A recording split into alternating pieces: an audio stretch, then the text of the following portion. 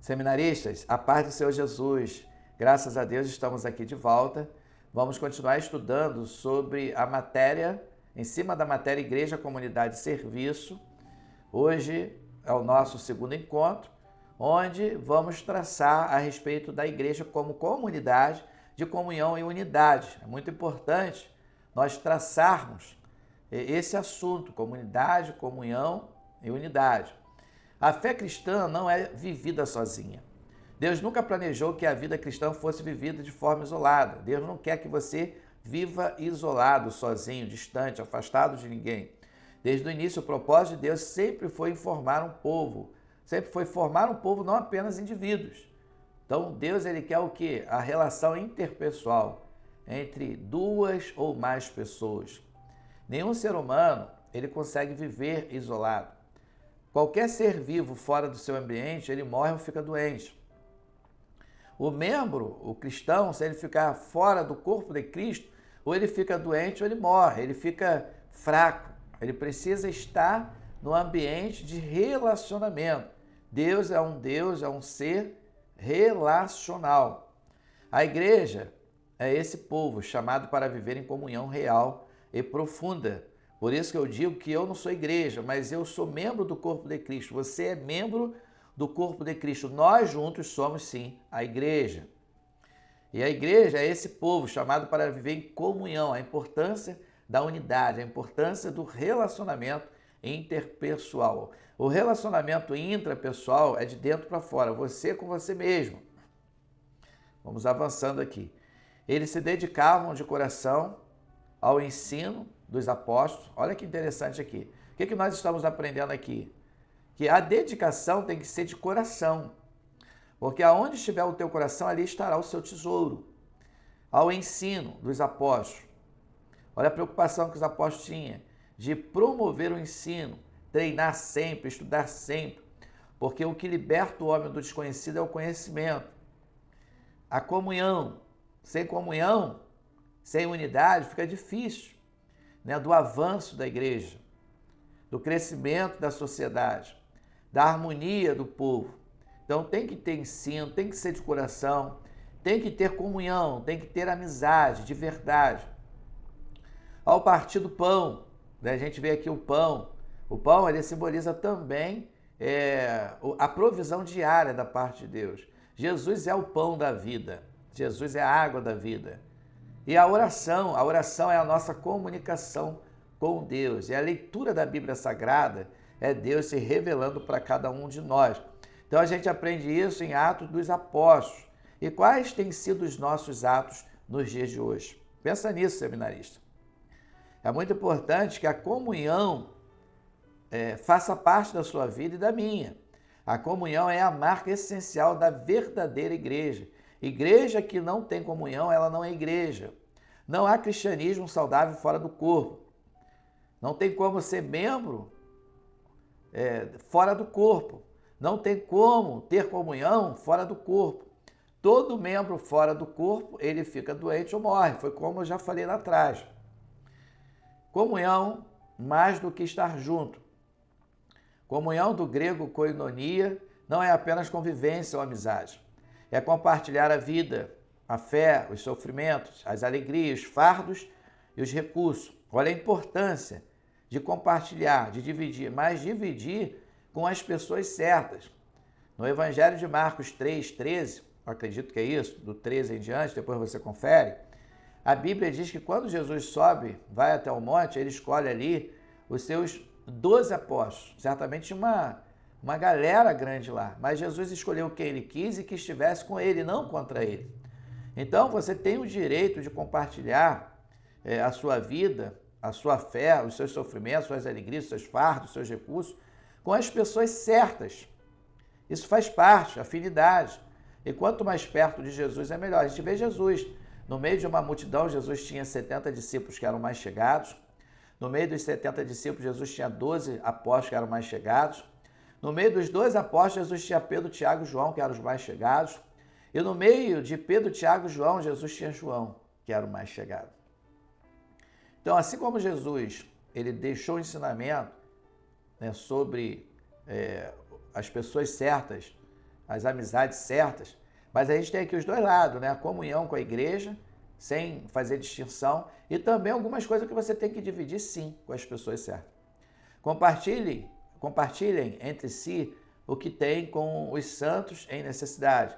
Estejam sempre dispostos a praticar a hospitalidade. Então, a gente precisa compartilhar, ajudar, principalmente os da casa, seja por necessidade, seja por hospitalidade, receber bem as pessoas.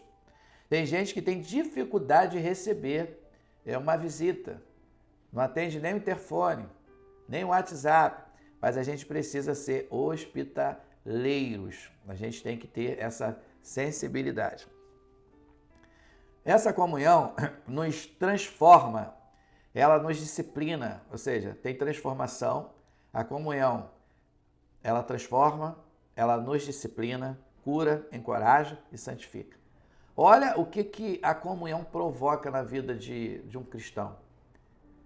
Muito bacana isso, né? Dá até para montar uma mensagem temática. A comunhão, ela nos transforma, nos disciplina, cura, encoraja e santifica. Ela não pode ser substituída por uma vida de fé isolada, mesmo que piedosa. A comunhão, ela vai além do isolamento. Unidade, o que une o corpo. A unidade da igreja não é uniformidade, mas uma harmonia construída na verdade, no amor e no espírito. Tem que ter verdade, tem que ter amor e tem que ser no espírito. União, a pessoa está junto quando tudo vai bem. Unidade não, independente das circunstâncias, devemos estar juntos. Não é produzida por afinidade humana, mas pelo novo nascimento em Cristo. As coisas velhas se passaram, eis que tudo se fez novo. Não é para deixar o velho florescer e ser um novo. Quando nós nos tornamos novas criaturas em Cristo Jesus, passamos a ser filhos por adoção, Deus ele faz tudo novo em nossa vida. Na carta de Paulo aos Efésios, nós aprendemos que a igreja é o corpo de Cristo. Na carta de Paulo aos Colossenses, nós aprendemos que Cristo é o cabeça da igreja. É muito interessante isso. Façam todo o possível para se manterem unidos no Espírito, ligados pelo vínculo da paz, união, está na palavra, tá vendo? Olha aqui Paulo ensinando na carta de Efésios, união, um só Espírito, uma só fé, um só Deus, um só batismo, um só Senhor, Deus e Pai. A gente precisa entender isso. Jesus orou por essa unidade. Rogo que todos sejam um, como nós somos um, para que o mundo creia que tu me enviaste. Jesus, ele sempre deixa os detalhes para nos ensinar. A igreja é a noiva de Cristo. A igreja é formada de vários membros. E por menor membro que você se sinta, você é importante para dar saúde para o corpo. Ou seja, a unidade da igreja é um testemunho visível e poderoso de quem é Jesus. União. A unidade da igreja reflete para o mundo. Reflete positividade, reflete referência, reflete a presença do Eterno. Quando a igreja está dividida, o mundo duvida da veracidade do Evangelho. A igreja desunida, ela reflete para a sociedade uma igreja fraca.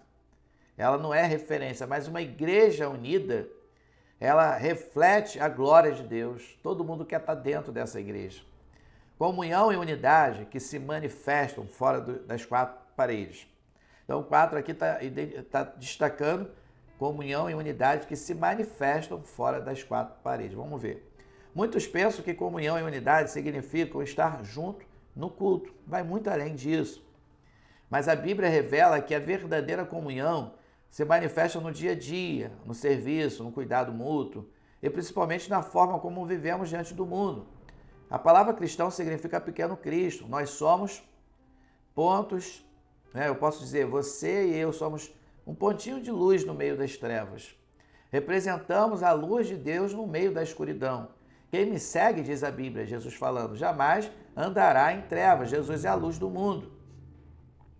Então nós devemos refletir a luz de Deus para a sociedade.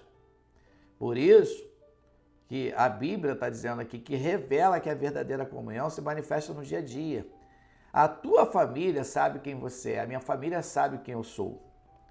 Assim como o corpo é um, embora tenha muitos membros, nós todos fomos batizados num só corpo pelo mesmo Espírito. Por isso que a Bíblia diz lá em Romanos 5, sendo, pois, justificados pela fé, temos paz por nosso Senhor e Salvador Jesus Cristo. Ali fala que a paciência produz experiência, experiência, esperança. A esperança não traz confusão, porquanto o amor de Deus, né, o amor de Deus, ele foi o quê? Tocado, né? Ele foi manifesto em nossa vida. Aí eu abro para conferir, para ler certinho, aqui a Bíblia Sagrada, para eu ler esse trecho certinho aqui, em Romanos 5, porque está aqui me falhando certinho a referência. Romanos capítulo 5, versículo 1, é exatamente o que eu li. E não somente isto, mas também nos gloriamos nas tribulações, sabendo que a tribulação produz perseverança, a perseverança produz experiência, a experiência produz esperança. Ora, a esperança não nos deixa decepcionados, porque o amor de Deus é derramado em nosso coração pelo Espírito Santo que nos foi dado. O versículo 1 diz assim, do capítulo 5 da Epístola de Paulo aos Romanos: justificados, pois, mediante a fé, temos paz com Deus por meio do nosso Senhor Jesus Cristo. Então, nós fomos justificados mediante a fé. Vamos avançando. A unidade não é só um ideal, é vivida quando servimos uns aos outros. Perdoamos, oramos juntos, choramos juntos, olha só. Olha a importância da unidade. É quando perdoamos, oramos juntos, choramos juntos, nos alegramos com os outros, sorrir, né, com os que estão sorrindo, alegres, e chorar com os que estão tristes, chorando. Essa vida visível atrai os que estão fora. Ela anuncia Cristo por meio do amor concreto. O amor tem que ser verdadeiro, real, concreto. O amor entre vocês provará ao mundo que são meus discípulos. Então, o amor lança fora todo medo. O amor tudo sofre, tudo crê, tudo espera. O amor jamais acaba. Entre fé, esperança e amor, o amor é o maior de todos. Barreiras à comunhão e unidade. Olha, vamos ver quais são as barreiras à comunhão e unidade. Individualismo. Eu e Deus não é suficiente. Orgulho espiritual. Achar-se superior a outros crentes. Tá vendo? Eu e Deus não é suficiente. Você vai precisar, se não precisou, vai precisar de alguém. Um precisa do outro. A Bíblia diz que o cordão de 3 dobras fica mais difícil de arrebentar. É melhor serem 2 do que ser um, porque tem melhor na sua paga. Imaturidade, não suportar confronto, correção, diferenças. Tem gente que não gosta de ser corrigido, não gosta de orientação, não gosta de ser confrontado. Pecado não confessado, gera divisão, ressentimento. Né? Se pecou, é importante se arrepender.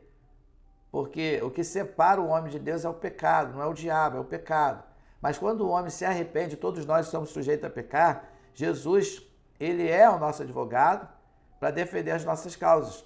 Mas a Bíblia diz que o sangue de Jesus Cristo nos purifica de todo pecado. Se nós confessarmos os nossos pecados, ele é fiel e justo para nos perdoar, não alguns, mas todos os nossos pecados. A comunhão exige cruz, negar a si mesmo, perdoar, buscar a reconciliação. Então a comunhão exige cruz, negar a si mesmo, perdoar e buscar reconciliação. Isso é muito importante. Tem gente que tem dificuldade de se perdoar, se perdoe. Se acontecer alguma coisa, você precisa se permitir. Aceite o perdão de você mesmo. E buscar reconciliação. A igreja como família visível de Deus. Assim agora vocês já não são estrangeiros, mas cidadãos do povo santo e membros da família de Deus. Nós somos filhos por adoção. Somos novas criaturas em Cristo Jesus. O nosso nome foi escrito no livro da vida. Devemos ter a mente de Cristo. Na família espiritual, ninguém caminha sozinho. Lembra? Membros do corpo de Cristo. A igreja do Senhor, a noiva de Cristo, é formada de vários membros. Todos têm responsabilidade e recebem cuidado. Jesus é o nosso pastor. O bom pastor cuida de suas ovelhas. O bom pastor conhece a voz de suas ovelhas. As suas ovelhas conhecem a voz do seu pastor. Os conflitos são tratados com graça e verdade. Os relacionamentos são um reflexo do amor do Pai. Então, nos conflitos tem que ter o quê? Os conflitos têm que ser tratados com graça e verdade. Tem que ter verdade. Os relacionamentos são um reflexo do amor do Pai. Você vê aí o relacionamento interpessoal. A gente tem que se permitir. Quantas pessoas elas querem viver isoladas, afastadas. Olha o processo que Jesus viveu no deserto. Foi preciso. Ele estava sendo preparado, né? Porque ele estava encarnado. Ali foi um exemplo a nós, o processo de preparação. Né? Mas Jesus venceu o diabo com a palavra. Nem só de pão viverá o homem, mas de toda a palavra que sai da boca de Deus. Essa família é vista pelo mundo. E o modo como nos tratamos mostra ou oculta a beleza do Evangelho. A forma como um trata o outro dentro do plano do Evangelho ou vai ser referência para o mundo, né? Referência do verdadeiro Evangelho, Evangelho pleno, ou vai ser uma vergonha para o mundo. Qual tipo de Evangelho você tem oferecido, apresentado para o mundo?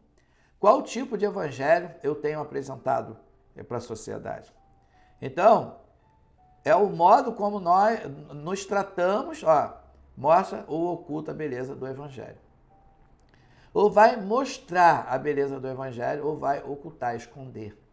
Então a gente tem que viver esse verdadeiro Evangelho, essa boa notícia, essas boas novas. Chamados para fora também da bolha eclesiástica. A palavra eclésia significa os chamados para fora. Né? Não adianta ficar só dentro da igreja. A igreja ela é importante, a gente precisa estar ali, tem que congregar, tem os dias de cultos, né? Os compromissos, os ministérios. Não tem como estar saudável fora, eu digo também do espaço físico, a gente precisa estar ali, o local de encontro, a comunhão, o partir do pão, mas a gente tem que ir atrás das almas. Lembra, né, da grande comissão, lá em Mateus 28, do 16 em diante, ali após Jesus ressuscitar, ele manda o ide, né, ensinar e fazer discípulos, batizando em nome do Pai, do Filho e do Espírito Santo e procurando guardar tudo que foi ensinado. O evangelista Marcos também fala, ide por todo mundo pregar o evangelho a toda criatura. Aquele que crer e for batizado será salvo, mas aquele que não crer já está condenado. É o ide por todo mundo. A gente precisa avançar, seja Jerusalém, seja Samaria, confins da terra, seja aonde for. A gente precisa evangelizar e falar do amor de Deus.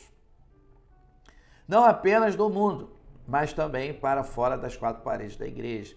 Nós devemos colocar em prática o ide, porque a Bíblia diz que aquele que ganha alma sabe o os seus dias serão acrescentados na terra. Uma alma vale mais que o mundo inteiro. Como o Pai me enviou, eu também os envio. Jesus, quando encarnou, foi o quê? Foi um plano de Deus. Né? O plano de Deus, o próprio Deus, Jesus como Salvador, né? A necessidade de encarnar, usar uma mulher bendita entre as mulheres. Jesus pertence à classe de filhos gerado. Jesus foi gerado no ventre de Maria por uma atuação do Espírito Santo. E ali ele encarna, ele nasce, ele cresce como homem, mas Jesus sempre foi Deus, Jesus é Deus. Antes de tudo existir, ele já era. Antes de tudo começar, ele já existia. Jesus não nasceu, ele sempre existiu. Mas Jesus, quando ele encarnou, aí sim, aí está falando dele, Jesus homem. Jesus homem, sim, mas Jesus Deus, ele sempre existiu antes de tudo existir. Antes de tudo existir, ele já existia. Nosso testemunho é coletivo. O mundo não conhecerá Jesus apenas porque alguém fala, mas porque vê uma comunidade diferente, unida, compassiva, santa e cheia de graça. As nossas ações falam mais do que as nossas palavras. Tá vendo? A igreja unida, compassiva, santa e cheia de graça. Uma igreja que tem o quê? Que age no coletivo, na união, né, em grupo, né? A comunidade observa isso. E fica fácil do mundo observar, enxergar que existe Cristo em nossas vidas. Perdão, em nossa vida. Existe Cristo na nossa vida. Aplicação prática, minha comunhão com a igreja. Isso é muito importante, não é só para mim, também para você. Não é só para você, também para mim. Minha comunhão com a igreja tem sido real ou superficial? Como tem sido a sua comunhão? Como tem sido a minha comunhão? É verdadeira ou é superficial? Eu ajudo a promover a unidade ou sou instrumento de divisão? Você ajuda no crescimento da igreja ou você é uma pessoa que desagrega? Deus não te chamou para desagregar, Deus te chamou para estruturar, para ajudar a crescer. O mundo consegue ver Jesus pela forma como nos relacionamos uns com os outros. A forma como tratamos uns aos outros reflete no mundo. Na conclusão, comunhão e unidade são marcas essenciais da verdadeira igreja. A comunhão se expressa no partir do pão, na oração, no serviço, no perdão e na mutualidade. A gente precisa entender isso. A oração, serviço, perdão. A gente precisa ter comunhão. A igreja, ela precisa estar unida. Forte, uma igreja unida jamais será vencida. A unidade é fruto do Espírito. É um testemunho vivo de que Jesus é o Filho de Deus. A unidade, a igreja, ela como noiva reflete a presença de Cristo. Nossa vida em comunidade não é só para nós, é uma vitrine do Evangelho para o mundo. Nós somos o quê? O espelho que reflete a glória de Deus. Eu espero que essa aula, essa segunda aula, esse nosso segundo encontro, possa ficar marcado no seu coração. Eu tenho certeza que você, seminarista, está evoluindo, está crescendo. Vale muito a pena continuar buscando a face de Deus. Que Deus possa assim te abençoar rica e abundantemente. E não abra mão de executar os exercícios. Os exercícios é para você praticar, para você colocar em prática o que você está estudando na aula. Tá bom? Deus abençoe a sua vida poderosamente.